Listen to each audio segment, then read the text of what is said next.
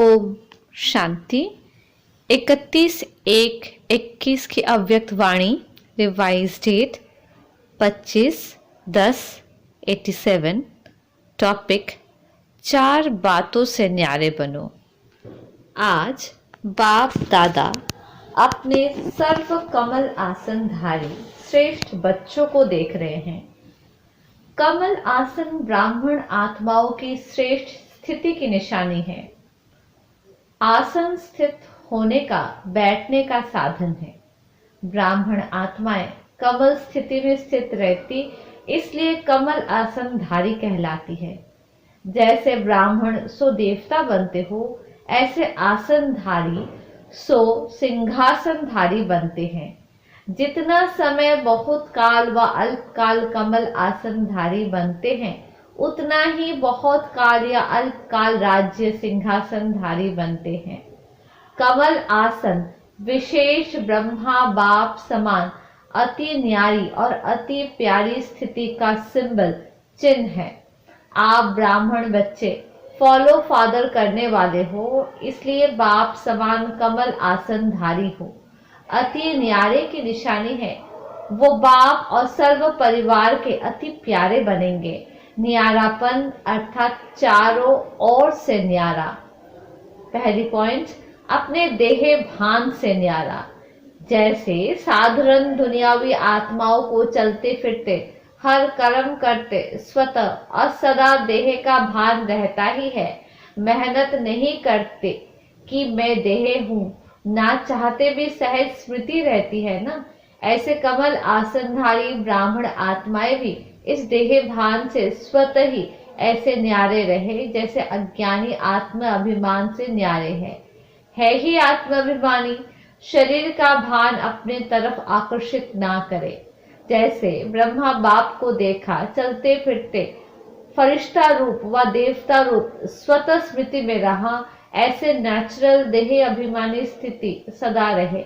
इसको कहते हैं देह भान से न्यारे। देह भान से न्यारा ही परमात्मा प्यारा बन जाता है। दूसरी पॉइंट, इस देह के जो सर्व संबंध है, दृष्टि से, वृत्ति से, कृति से, उन सब से न्यारा। देह का संबंध देखते हुए भी स्वतः ही आत्मिक देही संबंध स्मृति में रहे। इसलिए दीपावली के बाद भैया दूज मनाया ना। जब चमकता हुआ सितारा व जगमगाता अविनाशी दीपक बन जाते हो, तो भाई भाई का संबंध हो जाता है। आत्मा के नाते भाई भाई का संबंध और साकार ब्रह्मावंशी ब्राह्मण बनने के नाते से बहन भाई का श्रेष्ठ शुद्ध संबंध स्वतः ही स्मृति में रहता है। तो न्यारापन अर्थात देह और देह के संबंध से न्यारा। तीसरी पॉइंट, देह के विनाशी पदार्थों में भी न्यारापन। अगर कोई पदार्थ किसी भी कर्मेंद्रियों को विचलित करता है अर्थात आसक्ति भाव उत्पन्न होता है, तो वो न्यारापन नहीं रहता। संबंध से न्यारा फिर भी सहज हो जाते, लेकिन सर्व पदार्थ की आसक्ति से न्यारा। अनासक्त बनने में रॉयल रूप की आसक्ति रह जाती है। सुनाया था ना कि आसक्ति का स्पष्ट रूप इच्छा है। इसी इच्छा का सूक्ष्म महीन रूप है अच्छा लगना। इच्छा नहीं है लेकिन अच्छा लगता है। ये महीन रूप अच्छा के बदले इच्छा का रूप भी ले सकता है। तो इसकी अच्छी रीति चेकिंग करो कि ये पदार्थ अर्थात अल्पकाल सुख के साधन आकर्षित तो नहीं करते हैं। कोई भी साधन समय पर प्राप्त ना हो तो सहज साधना अर्थात सहज योग की स्थिति डगमग तो नहीं होती है। कोई भी साधन के वश आदत से मजबूर तो नहीं होते, क्योंकि वो सर्व पदार्थ अर्थात साधन प्रवृत्ति के साधन है। तो आप प्रकृति जीत अर्थात प्रकृति के आधार से न्यारे कमल आसनधारी ब्राह्मण हो। माया जीत के साथ साथ प्रकृति जीत भी बनते हो। जैसे ही माया जीत बनते हो, तो माया बार बार भिन्न रूपों में ट्रायल करती है कि मेरे साथी माया जीत बन रहे हैं, तो भिन्न भिन्न पेपर लेती है। प्रकृति का पेपर है साधनों द्वारा आप सभी को हलचल में लाना। जैसे पानी, अभी ये कोई बड़ा पेपर नहीं आया है, लेकिन पानी से बने हुए साधन, अग्नि द्वारा बने हुए साधन, ऐसे हर प्रकृति के तत्वों द्वारा बने हुए साधन मनुष्य आत्माओं के जीवन का अल्पकाल के सुख का आधार है। तो ये सब तत्व पेपर लेंगे। अभी तो सिर्फ पानी की कमी हुई है, लेकिन पानी द्वारा बने हुए पदार्थ जब प्राप्त नहीं होंगे तो असली पेपर उस समय होगा। ये प्रकृति द्वारा पेपर भी समय प्रमाण आने ही है। इसलिए देह के पदार्थों की आसक्ति व आधार से भी निराधार अनासक्त होना है। अभी तो सब साधन अच्छी तरह से प्राप्त है, कोई कमी नहीं है, लेकिन साधनों के होते, साधनों को प्रयोग में लाते योग की स्थिति डगमग न हो। योगी बन प्रयोग करना, इसको कहते हैं न्यारा। है ही कुछ नहीं तो उसको न्यारा नहीं कहेंगे। होते हुए निमित्त मात्र अनासक्त रूप से प्रयोग करना, इच्छा व अच्छा होने के कारण नहीं यूज करना। ये चेकिंग जरूर करो। जहाँ इच्छा होगी फिर भर कितनी भी मेहनत करेंगे, लेकिन इच्छा अच्छा बनने नहीं देगी। पेपर के समय मेहनत करने में ही समय बीत जाएगा।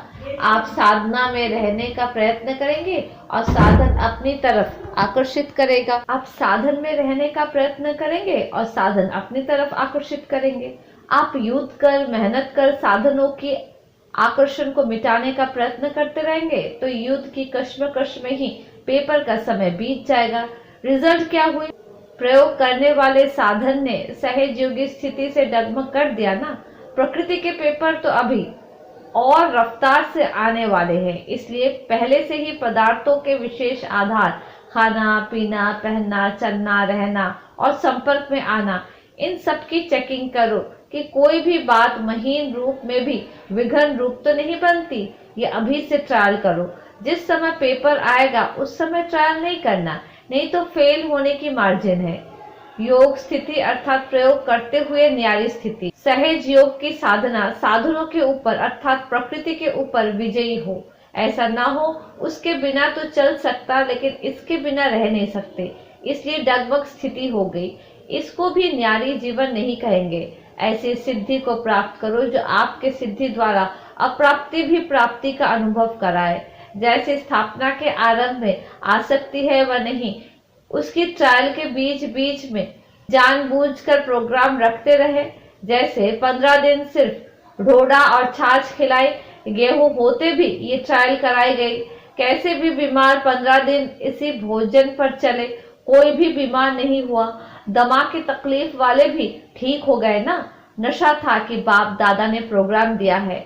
जब भक्ति में कहते हैं विष भी अमृत हो गया, ये तो छाछ थी। निश्चय और नशा हर परिस्थिति में विजय बना देता है। तो ऐसे पेपर भी आएंगे, सूखी रोटी भी खानी पड़ेगी।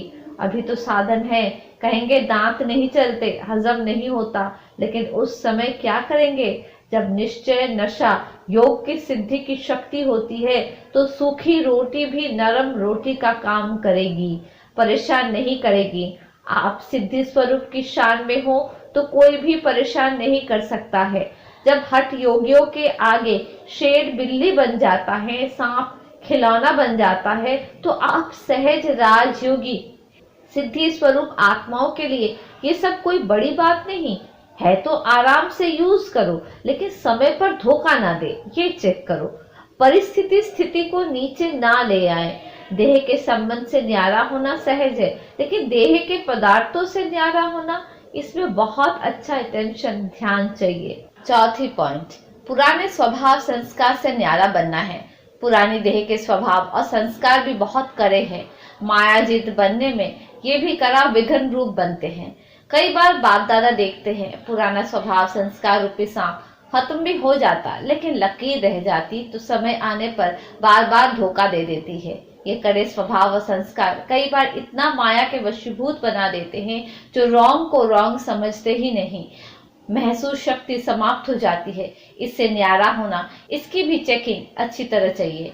जब महसूसता शक्ति समाप्त हो जाती है तो और ही एक झूठ के पीछे हजार झूठ अपनी बात को सिद्ध करने के लिए बोलने पड़ते हैं। इतना परवश हो जाते हैं। अपने को सत्य सिद्ध करना, ये भी पुराने संस्कार के वशीभूत की निशानी है। एक है यथार्थ बात स्पष्ट करना, दूसरा है अपने को जिद से सिद्ध करना।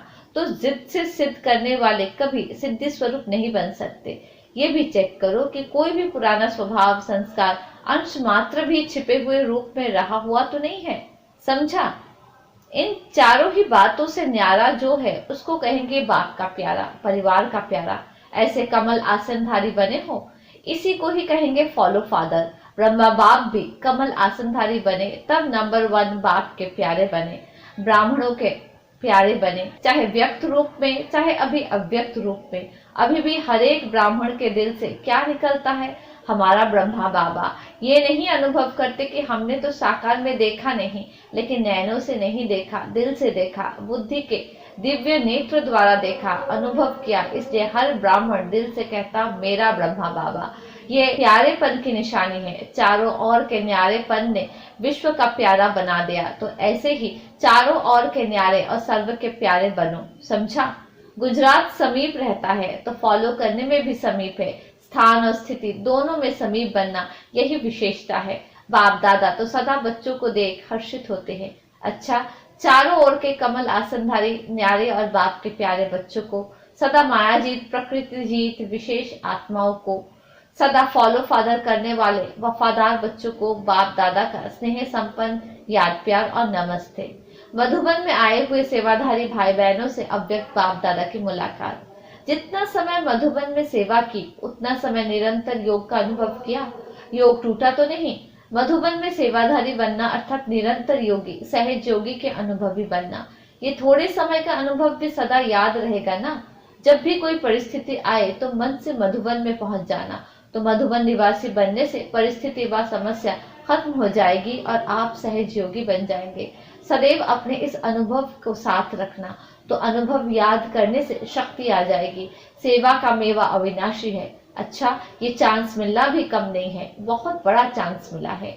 सेवाधारी अर्थात सदा बाप समान निमित्त बनने वाले, निर्माण रहने वाले। निर्माणता ही सबसे श्रेष्ठ सफलता का साधन है।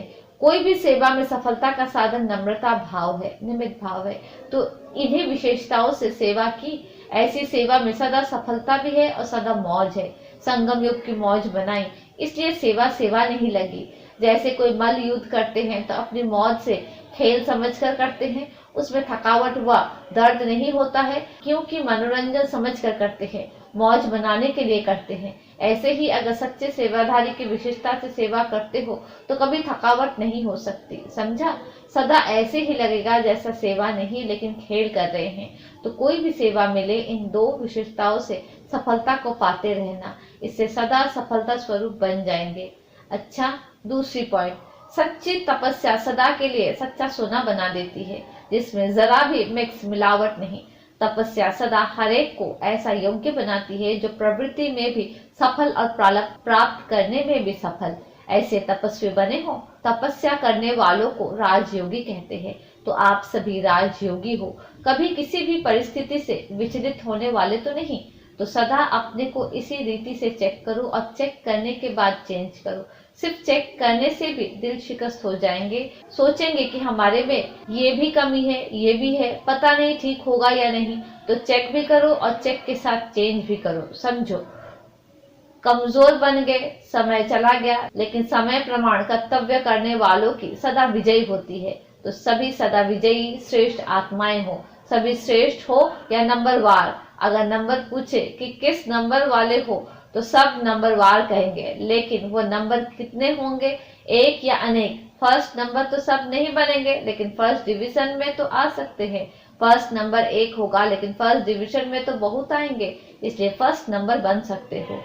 राजगद्दी पर एक बैठेगा, लेकिन और भी 7 तो होंगे ना। तो रॉयल फैमिली में आना भी राज्य अधिकारी बनना है। तो फर्स्ट डिवीजन अर्थात नंबर 1 में आने का पुरुषार्थ करो। अभी तक कोई भी सीट सिवाय 2-3 के फिक्स नहीं हुई है। अभी जो चाहे जितना पुरुषार्थ करना चाहे कर सकता है।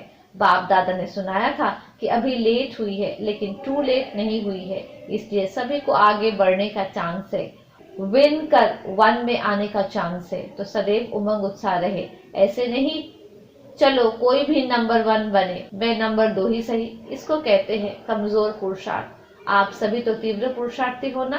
अच्छा, वरदान, समझदार बन, 3 प्रकार की सेवा साथ साथ करने वाले, सफलता मूर्त भव। वर्तमान समय के प्रमाण, मनसा वाचा और कर्मणा, तीनों प्रकार की सेवा साथ साथ चाहिए।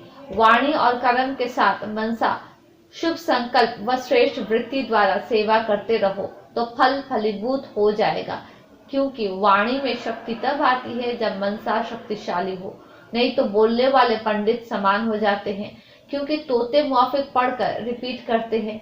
ज्ञानी अर्थात समझदार तीनों प्रकार की सेवा साथ साथ करते और सफलता का वरदान प्राप्त कर लेते हैं।